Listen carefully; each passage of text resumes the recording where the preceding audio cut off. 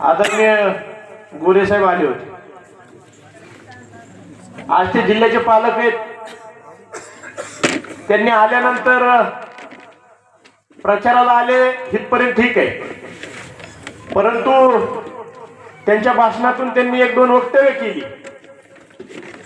की तुम्ही उमेदवार निवडून द्या, तुम्हाला पाहिजे तेवढा निधी त्या ठिकाणी देतो।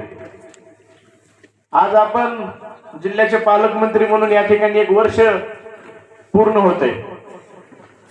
मला असं वाटतं की आज जी तुम्ही घोषणा केली ती एक आल्या जर कामं केली असती तर मला वाटतं की रायगाव गावातले 2-3 तरी रस्त्याची कामं मार्गी लागली असती। त्या ठिकाणी भैयासाहेब त्यांनी मांगीच्या तलावाचा प्रश्न मांडला। सत्ता भाजपची,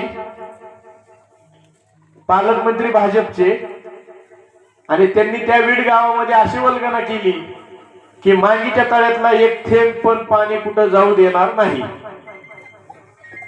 आदेश काढणारे बी तुम्हीच, भाषणात सांगणारे बी तुम्हीच।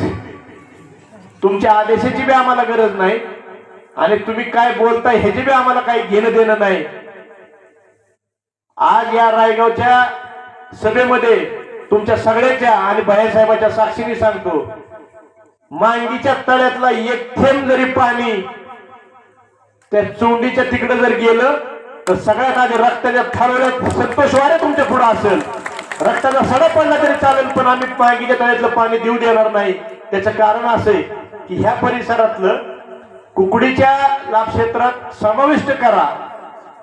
कितीतरी वेळा गाड्या नेल्या, कितीतरी वेळा बैठका लावल्या, फक्त निवडणूक आली की रिटेवाडी आणि मांगीचा तलाव। परत तुम्हाला सांगतो 12 महिने बाबा जेवले पतार पालत, काही घेणं नाही आणि देणं नाही। फक्त निवडणूक आली की तेवढे 2 मुद्दे असतात। 12 महिने कुठे जातात तुम्ही? त्याच्यामुळं काही काळजी करू नका, आम्ही शेतकरी खंबीर आहेत। तुम्ही जरी काय आदेश काढला असला की तिकडे त्या कुठल्या संस्था आहे त्या संस्थेवरती त्यांनी कॉलेज काढले, त्या कॉलेजला ती पाणी पुरवठा जाणार आहे। इथं माझी 12 गावातली लोक पाण्या वाचून वंचित आहेत।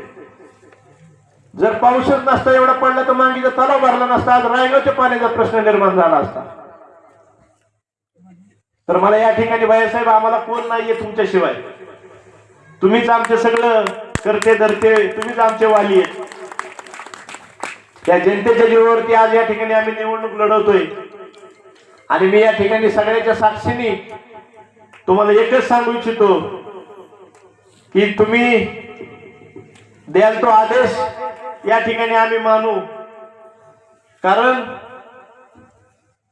आज सगळे जरी आम्हाला सोडून गेले असले तरी त्या ठिकाणी आपण एवढ्या जिल्ह्याचा आपल्यावरती सगळा लोड असताना माझ्यासारख्या एका छोट्याशा कार्यकर्त्याच्या विनंतीला मान देऊन आपण या ठिकाणी सभेसाठी आला। मी आपलं सगळ्यांच्याच वतीने या ठिकाणी आभार मानतो आणि कुणी असं समजायचं नाही आपलं नाव ऐकलं नाही असं गाव नाही। आणि 7 तारखेला सगळ्यांना भुईसपाट केल्याशिवाय राहत नाही। जय हिंद, जय महाराष्ट्र, धन्यवाद।